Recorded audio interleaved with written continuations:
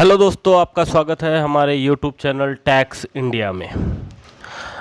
आज हम जानेंगे tax on dividend from financial year 2020-21 से।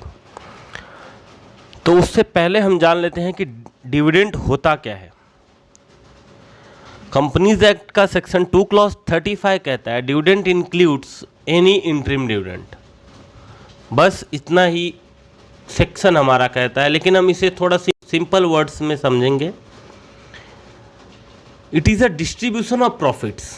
जब कोई कंपनी प्रॉफिट अर्न करती है और उस प्रॉफिट का कुछ हिस्सा अपने शेयर होल्डर्स में डिस्ट्रीब्यूट करती है, तो वो डिस्ट्रीब्यूशन ऑफ प्रॉफिट को हम डिविडेंड कहते हैं।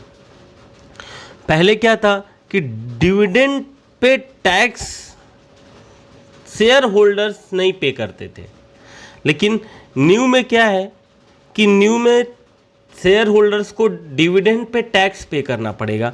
पहले 10 लाख तक डिविडेंड इनकम एग्जेम्प्ट था और 10 लाख के बाद एट द रेट ऑफ 10% के से डिविडेंड टैक्सेबल होता था। न्यू में डिविडेंड इनकम 1 रुपया भी आया तो आपके टोटल इनकम में काउंट होगा और इनकम टैक्स के स्लैब रेट से उस पर टैक्स का कैलकुलेशन किया जाएगा।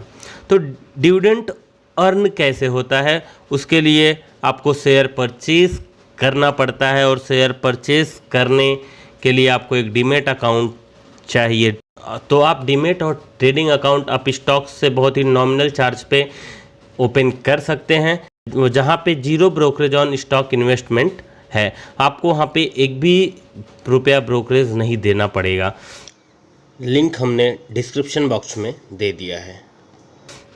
तो अब हम आगे जानते हैं कि डिविडेंड इनकम कौन से हेड में टैक्सेबल है, कौन से हेड में डिविडेंड इनकम टैक्सेबल है।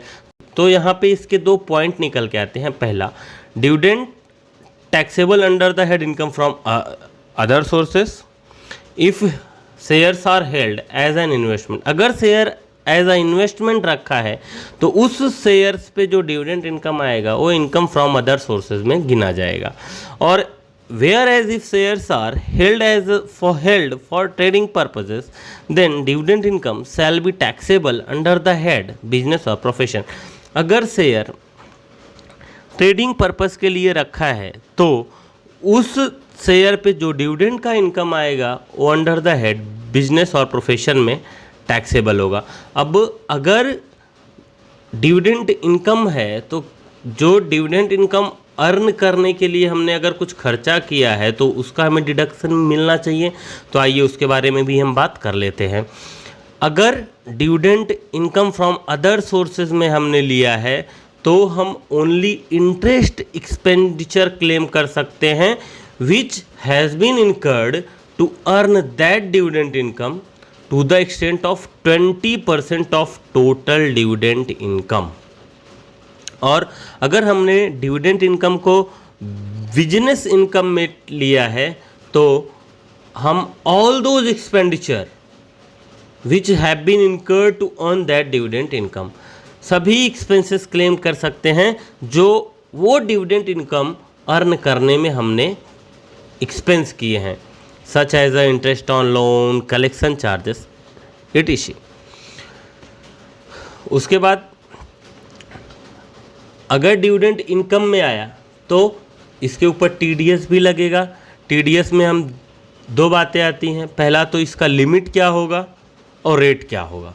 तो लिमिट अप टू 5000 तक टीडीएस डिडक्शन नहीं है, लेकिन अगर 5000 से एक्सीड हुआ तो 10% ऑफ डिविडेंड अमाउंट और 20% इन एब्सेंस ऑफ पैन। अगर एसएससी के पास पैन नंबर नहीं है तो डिविडेंड तो टीडीएस का रेट 20% रहेगा। So thank you for watching friends. और अगर आपको वीडियो हमारी अच्छी लगी हो तो टैक्स इंडिया को सब्सक्राइब करें और हमें सपोर्ट करें। और आप स्टॉक से बहुत ही नॉमिनल चार्ज पे demat and trading account open करवा सकते हैं। मैं लिंक आपको डिस्क्रिप्शन बॉक्स में दे दूंगा। आप डीमेट अकाउंट ओपन कर लीजिए। Thank you.